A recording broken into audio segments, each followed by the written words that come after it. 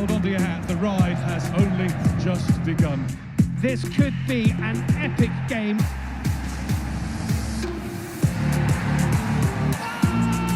An absolute belter! The FA Cup story of shots.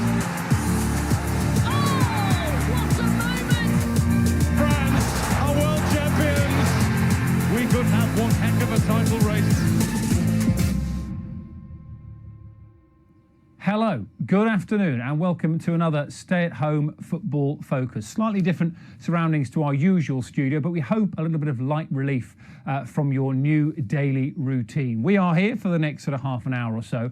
I know quite a few of you are watching exclusively for when Winnie the dog pops along. She'll be here a little bit later on, if she fancies it. As well as her, this is what we have on the programme for you today. Dominic Calvert-Lewin talks music, fashion and train guy. Oh, he's class, Bella Cerveza. We'll take a spin around the major leagues in Europe.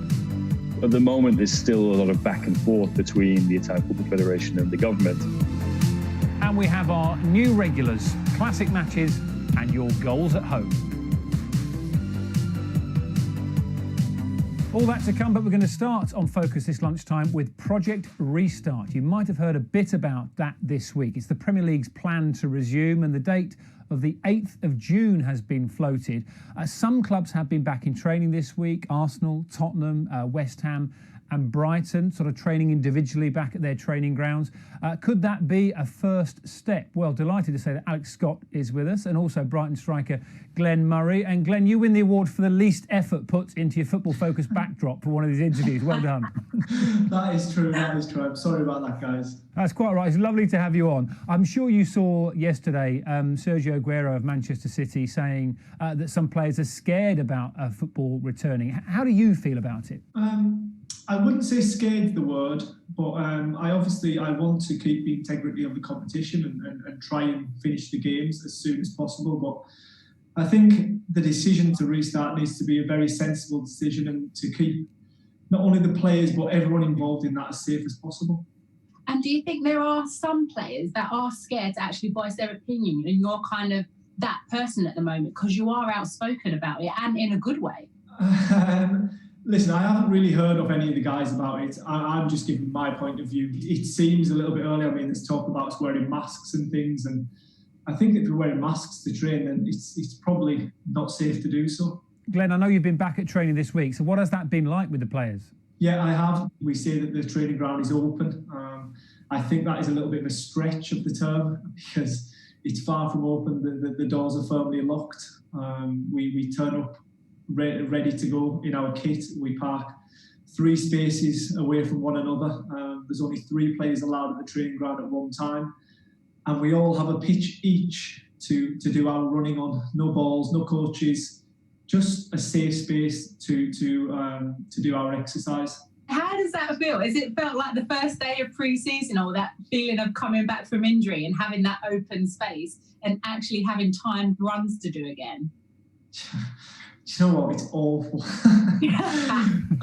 So in this time, I've been sort of getting up early and taking little runs around the city and things like that. Just doing what I can to keep fit, and it's been quite nice. Obviously, seeing the city in a different light, but so running round and round the same pitch with no one to talk to over and over again, it's tough. You guys both know exactly what football is all about. It's not a sport, is it, Alex, where you can socially distance? Yeah, I think like Glenn just mentioned, I understand we have to have the conversations about it and kind of be ready. But like Glenn's been saying, we're nowhere near there yet. It's got to be safe for all parties involved, and it's not just about 11 men v 11 men on a Saturday afternoon. There's a lot more goes into it. Obviously, everyone will want to see those games in the world. So there's cameramen, there's physios, there's doctors. There'll be an ambulance present. I mean, is it fair to take an ambulance away from the NHS at this moment? And I just feel as though we're being put under this pressure because of future commitments of the sport, such as the new season starting, and obviously the Euros that have already been moved once. Yeah, you make some very important points there, Glenn. And one thing that you have at Brighton, and it goes back a long way, doesn't it, that really close relationship with the fans. Is there a part of you and the other players that sort of want to get back to play for them? Yeah, definitely. I mean, I think it goes without saying that we all want to get back to normal as soon as possible. Never mind just to play football. It would be nice just to sort of go out and socialise with people.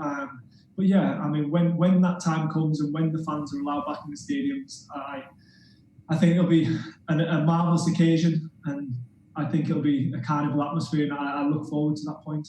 And now, one thing to mention as well is the sort of financial side of it, because we talk about how it will affect the lower leagues of football and the Premier League, but also the women's top flight football could be really hit, couldn't it? Yeah, I've been speaking a lot too, because over the last couple of years, we've seen a lot of investment and a lot of sponsors come into women's football. And I've had a few conversations with them this week saying, well, this is the actual time that women's football does need you, because we've seen in primary schools the dropout rate, in secondary schools as well, when females get to a certain age. So we still need women's football or women's sport to be thriving at the top level, to keep inspiring that next generation to want to take up any kind of sport and get them involved from grassroots levels.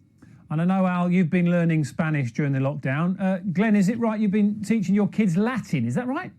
Well, again, that's a little bit of a stretch as well. I haven't been teaching them Latin. I've been sitting next to them while the teacher's taught them Latin, and I've been learning along with her.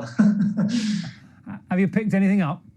Yes, she's only 7, so we were on real simple things such as a canis is a dog and a felis is a cat and Russ is red, and those words change whether it's a masculine or feminine term. So yeah, I'm learning as well as her. You've got to start somewhere, Glenn. That's my basic level of Spanish. You're changing perceptions of Premier League footballers, Glenn. You better be careful. Learning Latin. What's going on? I've got to ask you as well, to pick a player for our focus shells. We've had Dave Edwards this week picked by Connor Cody. James Maddison picked Lee Carsley. So any player you can have from football history, who would you like to go for? So I'm going to go with a former teammate, a current coach, and a very good friend of mine, and that's Bruno Salto. That is a magnificent choice. We'll make sure we get that sorted for next week. Glenn, when we have you on next, do you think you can sort of put some pictures in the background, put a bit of effort in? Yeah, I can maybe add a little bit of colour if you're lucky as well. You're letting yourself and the club down, Glenn. Come on, you can do that. It looks good in our house. Have a great weekend. See you soon. Thanks, guys. It's great, isn't it? We've had a Premier League star on every single week. We've been doing these stay-at-home football focuses. And Glenn's Brighton should have been playing Southampton over the course of this weekend.